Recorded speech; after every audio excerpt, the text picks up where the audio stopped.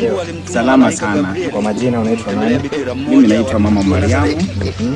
Mimi nilizaliwa wa Uganda, lakini mimi nimelelewa Kenya na naishi sehemu inaitwa Busia. Busia. Mama Maria, nini ilifanya ukajiita Mama Maria? Mimi nilijiita Mama Maria kwa sababu nimekuwa na ndoto nyingi sana. Wakati mwingine malaika ananikujia mimi wakati nimelala. Hiyo kitu kanifanya iliniita Mama Maria wa Lejo. Amka uende wakasaidie watu wako. Sasa mimi wakati hiyo ndoto ilikuwa inanikujia, mimi nikaamuka ndio niposa nikapata hii. Sasa wakati mwingine nilienda kanisani pale, mimi nashiriki Katoliki, na kuna fada moja alinifukuza kwa sababu mimi nilikuwa na uwezo wa kuponya watu na waliokuwa wagonjwa. Mama Maria, hivi sasa umesema kuwa wewe unaona ndoto. Sana wewe unaona ndoto kama gani?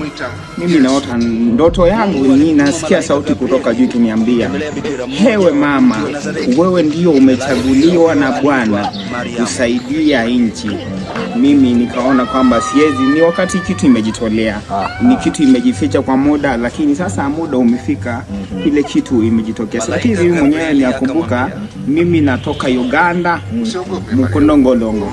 Kuna sehemu inaitwa Mukondongolongo na sisi tulihama hapa mwaka wa 2016 hapa Busia hapa. Sasa wakati mimi nalala, hizo ndoto zimekuwa zikinikujia. Sasa ni wakati wa kujionyesha na kusaidia watu. Okay. Mama Maria, ningependa unaweza kutueleza ni ndoto gani ambazo wewe unaziona? Ndoto kama gani? Ndoto hii sauti inatoka mbinguni juu, inaniita Mariamu, Mariamu, hamuka nenda. Malaika ananiambia niko na ujauzito, mimi kwani nitajifungua mwana ambaye ataokoa dunia yote. Unanisikia mwandishi wa habari? Ananiambia nitaokoa dunia yote. Ndiposa mimi nikawa ni Mama Mariamu, na mimi najivunia kwa Mama Mariamu. Hata unaona hapa saizi watu wanakuja kwa kanisa Jumapili wanaomba na naponyesha. Ni kipaji kutoka kwa Mungu. Katika swala hilo unaweza kutuelezea kwamba kuna wakati ambapo ulifukuzwa hadi na kasisi, yani padre. Alikufukuza kwa nia gani? Kasisi, nakumbuka kasisi alinifukuza kutoka kanisani kwa sababu nilikuwa na uwezo wa kutibu watu na kuwaponya. Lakini mimi nikaeleza kasisi, nikasikia sauti kutoka juu mbinguni ikiniita, Mama Mariamu, mama mdogo, shuka ukasaidie dunia nzima. Kwani malaika kwanza utazaa mwana ambaye atasaidia dunia nzima. Hiyo ndoto imekuwa ikinisumbua kwa muda, lakini sasa ni wakati wa kujitokeza. Nashukuru sana waandishi wa habari, na mimi ndo Mama Mariamu na kutoka Busia, lakini mimi ni mzaliwa wa Uganda.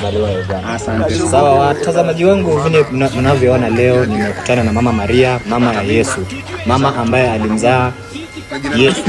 Leo tumepata nafasi ya kujumuika na yeye na tumefurahia sana katika nafasi hii ya kukutana na Mama Maria. Asante sana.